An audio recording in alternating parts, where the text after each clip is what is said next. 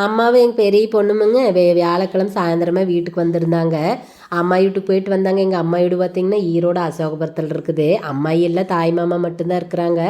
அம்மா மாதம் ஒருக்கா போய் வீடெல்லாம் க்ளீன் பண்ணி விட்டு வருவாங்க. ஸோ அப்படியே போயிட்டு அப்புறம் இங்கே வந்திருந்தாங்க.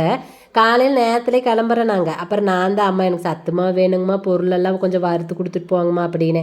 சரி அப்படின்னு சொன்னாங்க. அப்புறம் நைட்டே போய் வேணுங்கிறதெல்லாம் வாங்கிட்டு வந்து வச்சுட்டேன்.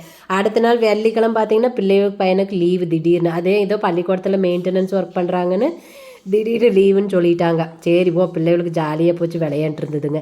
காலையில் சோத்து வேலையை முடிச்சு போட்டு நேரத்துலேயே மேலே போய் மொட்டை மாடியிலே காய வச்சிடலாங்கன்னு அப்படின்னு.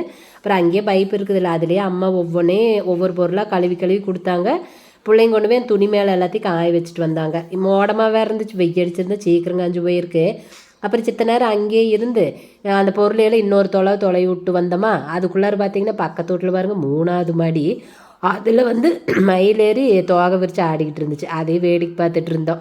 அப்புறம் எல்லாம் தொலை விட்டு மறுபடியும் கீழே வந்தாச்சு. வந்தோடனே அப்புறம் சோத்தன்னு போட்டு சித்த நேரம் எல்லாம் விளையாண்டுட்டு இருந்தாங்க. நான் கடை வேலையை பார்த்துக்கிட்டு இருந்தேன். அப்புறம் அம்மா சரி வெய்ய வந்துருச்சு கொஞ்சம் நேரத்தில். அம்மா சரி காஞ்சிருக்கு சாமி, போய் எடுத்துகிட்டு வந்துட்டு அப்புறம் வறுக்க ஆரம்பிச்சிடலாம். நான் அம்மாலே போய் ஒரு 4 பொருளை எடுத்துகிட்டு வந்துட்டாங்க. வந்ததுக்கப்புறமா வறுக்க ஆரம்பிச்சிட்டாங்க.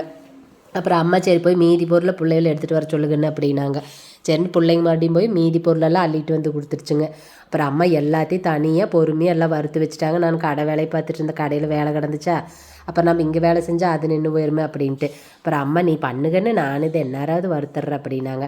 அப்புறம் வறுத்து வச்சாங்க. வறுத்துட்டு மறுபடியும் போய் சித்த நேரம் காய வச்சுட்டு வர சொல்லுங்கன்னு மறுபடியும் போய் சித்தை போட்டு வெயிலில் காஞ்சிட்டு வந்தது. அப்புறம் அண்ணன் கொண்டு போய் அரைச்சிட்டு வந்துட்டாங்க. இது பார்த்திங்கன்னா சத்துமாவு கிட்டத்தட்ட ஒரு 4-5 கிலோ பவுட்ரு வந்திருக்குன்னு நினைக்கிறேன். கணக்காக தான் போட்டேன், ஆனால் இவ்வளோ வந்துருச்சு. அப்புறம் அம்மாவும் குளிச்சுட்டு கிளம்பிட்டாங்க கிளம்புறோம்னு. அப்புறம் பார்த்தா நான் இது கேட்டிருந்தேன், தேங்காய் மிட்டாய் வேணும், சரி மைசூர்பா வேணும்னு கேட்டிருந்தேன்னா. எனக்கு தேங்காய் மிட்டாய் காய்ச்சி தெரியும், மைசூர்பாலாம் காய்ச்சினதே இல்லை. நான் அன்றைக்கி நெய் உண்டுனா வச்சு வச்சுருந்தேனല്ലോ. சரி அதில் வந்து காய்ச்சி கொடுத்துட்டு போங்க அப்படின்னு நானும் மறந்துட்டேன், அம்மாவும் மறந்துட்டாங்க. அப்புறம் அண்ணன் தான் கேட்டது, ஏன்னா தேங்காய் மிட்டாய் காய்ச்சி மைசூர்பா காய்ச்சிருந்தீங்க காணா அப்படின்னாங்க. அப்புறம் அம்மா சரி கொண்டாங்கன்னு என்னாராவது காய்ச்சி கொடுத்துட்டு போகிறோம்னு. அப்புறம் அஸ்கா 1 கிலோ போட்டாங்க. அப்புறம் மாவு கிட்டத்தட்ட 1/2 கிலோ பக்கம் இருக்குன்னு நினைக்கிறேன், எனக்கு கரெக்டாக தெரியல. அப்புறம் அதையுமே காய்ச்சினாங்க. எவ்வளோ நேரம் காய்ச்சினுங்க, ஐயோ நான் காய்ச்சிருந்தேன்னு என்ன வண்டி வெட்டி பண்ணி போட்டிருப்பேன். அப்புறம் அம்மா காய்ச்சி வச்சுட்டு அதையும் எல்லாம் ரெடி பண்ணிவிட்டு 2 முட்டையை எடுத்து தின்னு பார்த்துட்டு நல்லா இருந்துச்சு, சூப்பராக இருந்துச்சு. 40 முட்டையை கட்ட வந்துச்சு. அப்புறம் அதையும் சாப்பிட்டு அப்புறம் அம்மா கிளம்பிட்டாங்க. அண்ணா அரைச்சிட்டு வந்த மாவையெல்லாம் பேப்பரில் கொட்டி உணர விட்டாங்க. ஏன்னா கொஞ்சம் சூடு போய் தான் எடுத்து வைக்கணும், அப்போ தான் நல்லாயிருக்கு.